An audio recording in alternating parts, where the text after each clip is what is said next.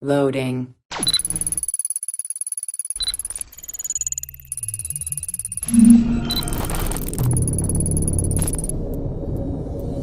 Welcome to Access the Animus. Hello everyone and welcome to a new video here on Access the Animus. We have delayed this for quite some time, but we're finally here with the first part of our analysis of the Wrath of the Druids DLC of Assassin's Creed Valhalla. This video will focus on the main ending of the DLC and its context, ranging from Ciara's backstory, the Lia Fáil Stone and its in-lore legend, the Lia Fáil song and the hidden meanings it might contain, and lastly the first civilization ending of the DLC itself, with a lot of commentary about it. In the video, we will also highlight some of the pretty big narrative issues concerning the DLC and its main ending, ranging from the dating issue that a lot of people in the community have highlighted, to the lack of explanation for a lot of the plot points, which made some bits too open to interpretation, making some of the story elements confused and vague. If you enjoyed the video, please consider liking it, subscribing to our channel, and turning the notifications on so you won't miss any of our future updates. And with that out of the way, let's have a look at the main ending of the Wrath of the Druids DLC of Assassin's Creed Valhalla.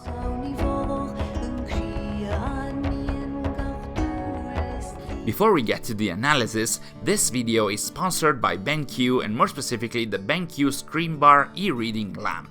The screen bar is a space-saving monitor light that can be very useful for gaming sessions, but also a number of other uses. In fact, it is useful for each situation that causes you to stare at the screen for hours, like working of course, or reading, streaming, or, writing, voicing and editing long analysis for hardcore fans of a franchise. As you do. Besides being pretty cool to look at and adapting to most monitors, one of its most interesting features is that it illuminates your monitor and keyboard while not causing any kind of screen glare, which can be pretty disturbing if you're playing a game or watching a movie or a TV series. The screen bar also aims to optimize your desk or gaming setup by keeping your workstation uncluttered and pretty organized. I've actually tested this on my desk, and it does help freeing space while keeping the lighting only where it's needed, which is also helpful if your gaming or working station is located in a room where, for whatever reason, you need to keep the main light off. Moreover, the screen bar has an auto-dimming feature, which adjusts the brightness level automatically and instantly, while if you prefer, you can also do that manually through a touch sensor. Along with the brightness level, the screen bar also allows to adjust the color temperature, allowing to move from a warm light that can help relaxing to a cool light for work efficiency. In case you're interested in BenQ's screen bar, you can have a look at their store page that you can see right now and can also find in the description. And now it's finally time for our analysis. So the first topic to tackle here, even before going into the actual ending analysis, is the dating issues that the DLC has brought to the table. Many fans have been discussing about this. There is a fairly visible friction between the DLC being available at the start of the game, after completing either the Leicestershire or the Grantebridgesshire arcs of the game, and the historical events depicted in the DLC, which take place after the events shown in the main game. Indeed, the final historical events shown in the main game are the Battle of Chippenham in the Hamptonshire arc and King Alfred fleeing to Athelney at the end of the Order of the Ancient story, which respectively happened in January of 878 and around Easter again in 878, while most of the historical events of the DLC take place after that. In fact, in the DLC we can find at least 3 historical events, all of which took place after 878. The first one concerns Sinna, who became High King of Ireland in 879, an event that we witnessed in the DLC through his coronation in front of the Lia Fáil Stone. Then we have Barith MacIvar's death, which historically took place in 881, and finally the Siege of Armagh in Ulster, which Sinna led in 882. All of these are events that prove that the DLC takes place after the ending of the main game, having Eivor stay in Ireland for at least 3 years, all the while making this story available from the beginning. Don't get us wrong, other DLCs have been made available during the early stages of the main game, even if their events took place after their ending, but in those cases, the DLCs fully acknowledge the ending of the main game. Here, instead, the ending of Valhalla's main game was not continued nor acknowledged intentionally and by design. Using the words of Associate Narrative Director Hugo Sahuke, the reason we did not continue specific plot lines, for example the Isu of the main game, was that the expansion is meant to be available in the early game. Therefore, we needed to be very careful not to have Eivor experience stuff that could impact dramatically the main game's story and her perception of things. So what we have here is a clash between content accessibility and historical realism, the latter of which the franchise has always prided itself with, despite taking a few licenses here and there. In this case, Ubisoft itself has indirectly acknowledged on its Ubisoft News website that the events shown in the DLC take place after the ending of the main game, but again, apparently the idea was to depict the time period rather than an accurate succession of events, which again doesn't sit really well with a franchise whose devs were once proud to follow the rule of the 30 seconds, where if it takes less than 30 seconds to find it on Wikipedia, then it should be the truth in the game. So what do you guys think? What's your stance on this? In general though, the dating issues with the DLC, is just the tip of the iceberg of the narrative issues that we have found within the expansion, and especially its ending. As we mentioned in our review of the DLC, we stand by our opinion that the historical part of the game, despite the dating issues, is a very solid one, but it does end with what we believe to be a poorly executed ending, or rather, a poorly explained one that is left too open to interpretation. In this video we're going to have a look at the main ending of the DLC, which already has its fair share of issues in our opinion, while in the next one we're going to have a look at the mythology ending of the DLC and its context, or lack thereof. As for the main game's ending, it all revolves around the Lia Fáil Stone and especially the character of Ciara Maeve. Ciara grew in Connacht from pagan parents. Her name literally means daughter of Maeve. Interestingly enough, one of the mythology files in the game tells a story where the legendary hero Cuchulainn fought a battle with a Queen Maeve who also was from Connacht, which lasted for an autumn. That's likely to be a coincidence, but still. According to her database entry, her mother taught her to sing songs of the Lia Fáil and its quote-unquote divine power. Now, the Lia Fáil is the supposed first civilization centerpiece of the DLC, as much as it is part of the Irish mythology, where, as we mentioned in our previous videos dedicated to the DLC, it is one of the 4 treasures of the Tuatha De Danann, the most notable pantheon of Irish gods. Within the game and its story, it is considered to be a sacred stone that is said to endow the rightful king with long reigns, and in fact, this is where Flann's coronation takes place in the DLC. More specifically, right during the coronation, the Lia Fáil does hum, and we can even see it slightly vibrating as some dust falls off of it.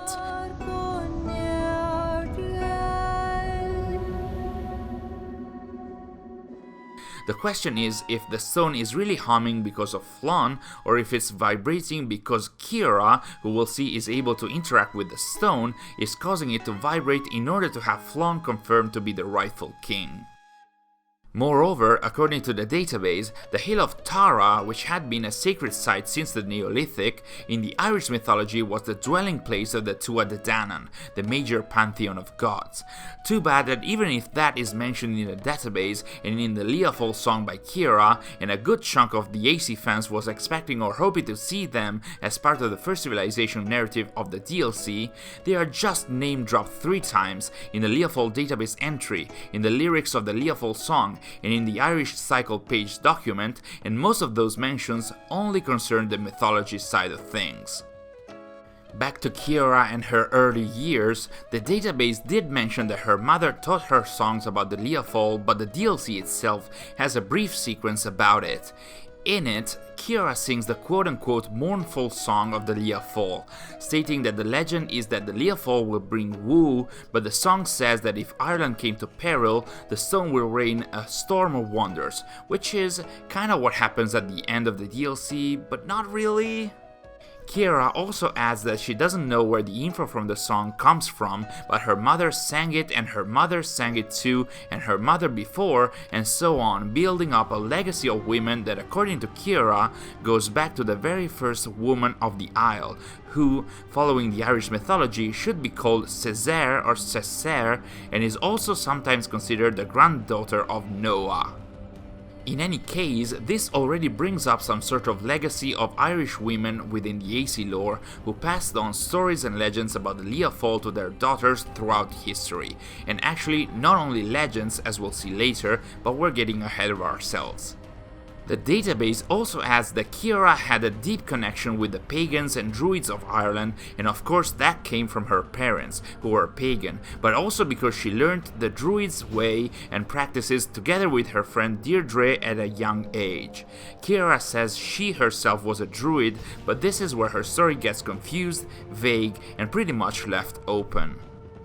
As a young girl, when the Christians wiped out the Druids living in the forests to assert their dominance, she fled and reached the waterfalls at Loch Glendallan.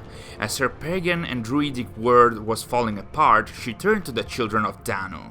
In a scene, she states that Deirdre had suggested not to join them, but for some reason, it was her only hope at the time. Too bad the DLC never explained why it was her only hope.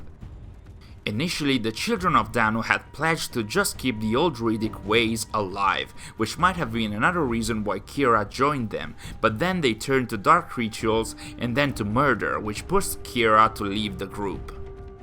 Back then, according to Ciara, the children of Danu only wanted to use her and never revealed to her their true identity, the keywords here being use her.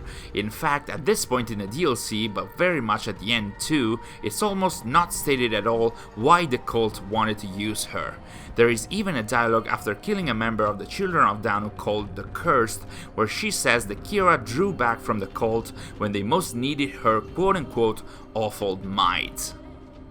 When asked about this awful might, Ciara said it was nonsense, fantasies, an ancient fable of a people long lost, which is probably the closest but still very vague reference to the Isu in the dialogues of the DLC. As most of the DLC itself, this line does not clarify what it means and why, so we are left with just some minor understanding that the children of Danu recognized that Ciara had some connections to the first civilization and their technology, maybe the Lia Fáil, as shown at the end of the DLC, but that's really it, without stating what they wanted to do with Ciara and why. So you can see how this is too open to interpretation, and it feels a bit shallow and empty rather than interesting to create theories about, even more so considering that the stories in the Assassin's Creed DLCs are rarely picked up in future installments, so it feels even a bit pointless to try and guess what might have happened if there's a very low chance for that to be confirmed in the future, and this will especially apply to the ending, so sit tight, we're getting there. After all these events, and in order to find another way to protect her people, the Druids, in a way that did not involve violence and murder, Ciara got to know Flann and eventually accepted the post of Bard of all Ireland, which at the time was equal in social standing to the High King himself, and which, according to the database, Flann had given her in order to signal his acceptance of the pagan culture in his kingdom. Her idea was to use that position to make it so that once Flann would be crowned High King of Ireland, he would have publicly allowed the pagan practices by what she called the true Druids, compared to the false and violent ones like the children of Danu. That's why we can find a number of conversations in the DLC where Ciara discusses her hopes about Flann. She says she believes he respects the pagan old ways, that he will help destroying the children of Danu to allow the true Druids to carry on, that Flann has pledged not to let the true pagans' traditions disappear and to instead support them, and so on. But at a certain point her convictions wavered, or better, she rationalized Flann's position, knowing that he was working towards creating a new Ireland, so she was uncertain whether he was going to really uphold his promises or not. That might have changed even more after a wicked decision by Flann not to trust Bareth, which led to Flann's army being attacked by the Abbot Owen's soldiers and then to Bareth's death. In the wake of this event, Ciara mentions how her mother used to tell her about the Morihan feeding on the death of heroes and then filling other men's heads with thoughts of war. This prompted Ciara to imagine using the Lia Fáil to quote-unquote drown out their song, the same way Bishop Patrick drove the snakes from Ireland. Thus, reading through the lines, considering how Ciara could control the Lia Fáil, it looks like at this point already Ciara was imagining using the Lia Fáil to drown out the calls for war and thus to persuade Irishmen not to go to war. In general, this showed how Ciara already wanted to use the stone instead of protecting it before the game's ending. What's interesting to notice here is that Eivor states that there's no power strong enough to do that, not even the gods can change fate, as the world is indeed destined to end in war, which is a sentence that kind of proves that she hasn't witnessed the ending of the main game yet. You know, the one that proves that presumed gods could change their fate? In any case, after discussing what she used to imagine doing with the Terror Stone, Ciara proceeded to sing the song dedicated to it, the Lia Fáil song. And this is no small thing. Maybe? Probably. In fact, we believe that the lyrics to this song, the same song that was passed on to Ciara by her mother, and before her by her grandmother and so on, we believe that those lyrics do hide more than meets the eye. But as is the case with a good chunk of the content of the DLC, it's just potential vague hints with no substance, which are pretty much open to the fans' interpretation. The song is written from the stone's perspective. It says to be the stone heart of Inish Fáil, which literally means Island of Destiny and is an alternative, poetic name for Ireland. It mentions it knows secrets that it hides away and that it knows all it desires and needs, which might or might not be hints towards the first civilization nature of the stone. Remember that this is supposed to be a legendary song passed on through generations. It also mentions that it is a stone that sings under two heels of true kings, and this again is connected to the actual legend surrounding the Lia Fáil, as the stone was said to roar in joy specifically when the rightful High King of Ireland put its feet on it, the two heels mentioned here. The stone describes itself as breaking her still, that is, breaking her silence, that is, humming for Ireland's true will, again representing the rightful High King, and resounding in the fields at times of peace and turmoil, which is something that we briefly see in the game as well. But the most interesting and vague part of the song is the last stanza, which starts by mentioning the Tuatha De Danann, the Irish gods that we mentioned earlier and which were the most suitable candidates to be portrayed as Ireland-based Isu.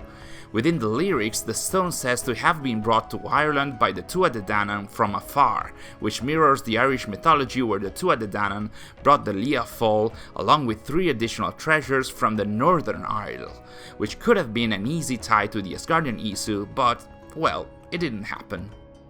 The stanza continues by mentioning that the Tuatha De Danann bonded the stone to the so-called 5, which is a reference to something mentioned earlier in the song. 5 are the roads that bind you, which in itself is another connection to the Irish legends, and especially that of the legendary 5 roads of Tara, which were literally 5 great roads which led to the hill of Tara where the stone was laying. And lastly, the song once again mentions that the Tuatha De Danann placed the stone to warden the land, to steer the fate of Inish Fáil, that is Ireland, once again hinting vaguely at the fact that the Isu might have placed the stone here to somehow influence the destiny of that land. But again, it's not clear why or how, and the ending of the DLC will not really clarify that either, as we'll see. In any case, Ciara was right to doubt Flann's conviction to support the Druids considering the game's ending, and that was even fostered within the story by the Abbot Owen sowing the seed of doubt in Flann's mind by telling him that Ciara had been part of the Children of Danu. This, along with the worry and fear by most of the Irish king that the symbol of their faith, the Abbot Owen himself, was unveiled to be a pagan conspirator at the head of a druidic cult, pushed Flann to launch an inquisition to judge and exile all the druids in order to avoid more of them infiltrating society and the church especially. This is the turning point for the DLC's main ending, which prompts Ciara to obviously get mad and dash off. Eivor tries to chase her and talk her through the situation, but Ciara wants none of that, as she has decided to take matters into her own hands, planning to force Flann into changing his mind. Because of this, in the name of not allowing the Christians to erase the Druids, she uses some kind of smoke/sleep bomb that makes Eivor faint. Eivor is woken up by Flann as in the distance the Lia Fáil seems to get activated, emitting a light beam that reaches across the sky, while at the same time some minor tremors are sent in the territories surrounding it. This is where the supposed First Civilization part of the DLC comes into play, but sit tight, as a lot more elements here are not explained and are pretty much left open to interpretation. Before we get into that though, we need to discuss something else. In Ciara's house there is a kind of a painting, maybe created by Ciara herself, or maybe even passed on to her by her mother, that depicts the Lia Fáil and a number of people on their knees worshipping it. A classic first Civ depiction that reminds of other similar visual representations of the Isu times throughout the franchise. That can be noticed even more through the symbols that we can find in here, which are again First Civilization symbols taken from the past games and which we don't believe to be proper Isu language, at least at first sight, because if these were proper words, then the same symbols from the past games would actually have to have a suitable meaning too, as indirectly mentioned by assistant game director Antoine Henry in our recent interview. In general, the main takeaway here is that there's a visual depiction of the Lia Fáil Stone, confirmed to be an Isu piece of technology that irradiates light and that people in the past worshipped it. In any case, as we mentioned, Eivor notices the sparkle of light in the distance and realizes that somehow Ciara is going to use the Lia Fáil to stop Flann from erasing the Druids. Now, she doesn't know how she's gonna do it, but she says that the stone is part of her lineage, both because of the story about the Song of the Lia Fáil that Ciara told her and because of the picture that she saw in her house. Once Eivor and Flann reach the stone, they find Ciara in front of it as the stone bursts with energy, a greenish one which hasn't been used in the past for First Civ tech. Her eyes are lightened up too, showing that she herself is communing with the stone and hinting, but not confirming, that she might have a noticeable amount of First Civilization DNA in her blood. When her eyes are lightened up, her voice also has an echo, as if she was possessed. The game does not really explain how or why that happens, but somehow she is able to interact with the stone and through it to control the mind of Flann's soldiers in order to turn them against him and Eivor. Interestingly enough, the Lia Fáil seems to allow Ciara to also disappear from Eivor's and Flann's sight, making it seem like the stone has similar powers to the Apple of Eden. Eventually, they both kill all the possessed guards, which prompts Ciara to possess Flann directly. Eivor thus fights Flann, saying that the energy or force emitted by the stone is something that Ciara can't fully control. Once Eivor defeats Flann, Ciara decides to show up and take matters in her own hands. In the fight that follows, Ciara shows that she can teleport too, and that she can create illusions that attack Eivor, again abilities that are somewhat similar to those of the Apple of Eden.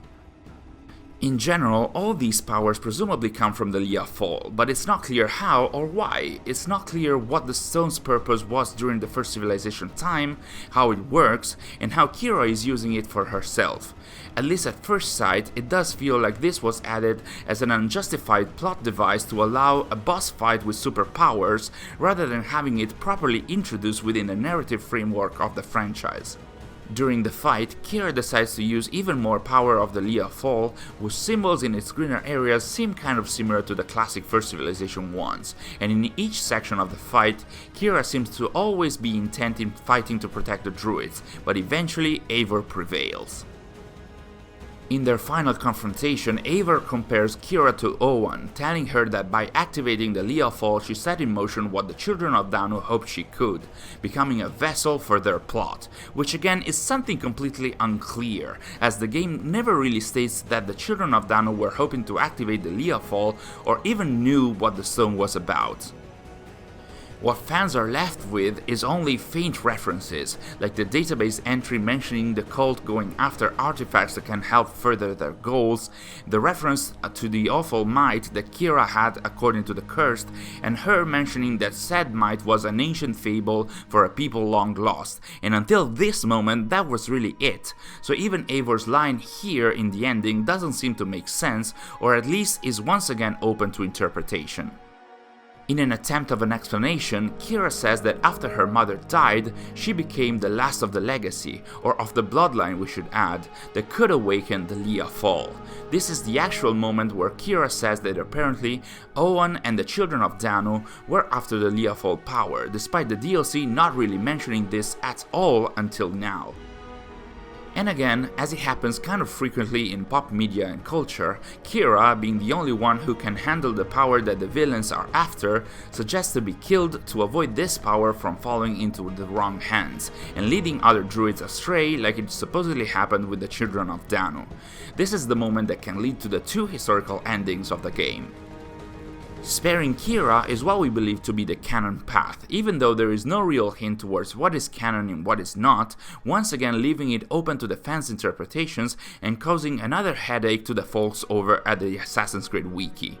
By making this choice, Eivor convinces Ciara that the source of that power is the Lia Fáil Stone, not her, so she can destroy it, notwithstanding all of her ancestors who actually worked to protect and keep it.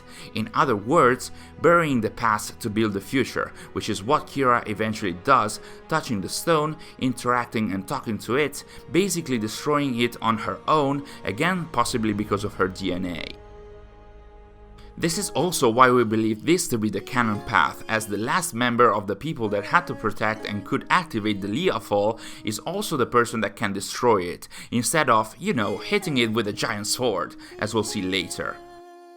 In this case, after sparing Ciara, Flann wakes up and says that he's sorry that he failed the true Druids and Ciara herself, vowing to undo his decision about the Druids' Inquisition and securing Ireland for them, which eventually still leads Ciara to leave without saying where she would go.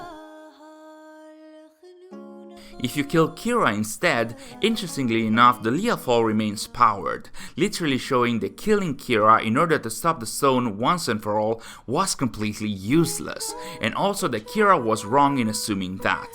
What's more, in this case the stone is destroyed by Flann while using a normal sword with a single hit, again making this not really believable, hence why this is likely not the canon path, although it does show that Ciara's sacrifice attempt was pretty meaningless in both cases.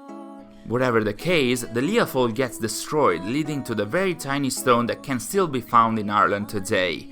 Flann realizes his mistakes and tries to make amends, while Ciara either dies or disappears, never to show up again, which for the purposes of the story is basically the same. Hey AC Wiki, this one is also for you.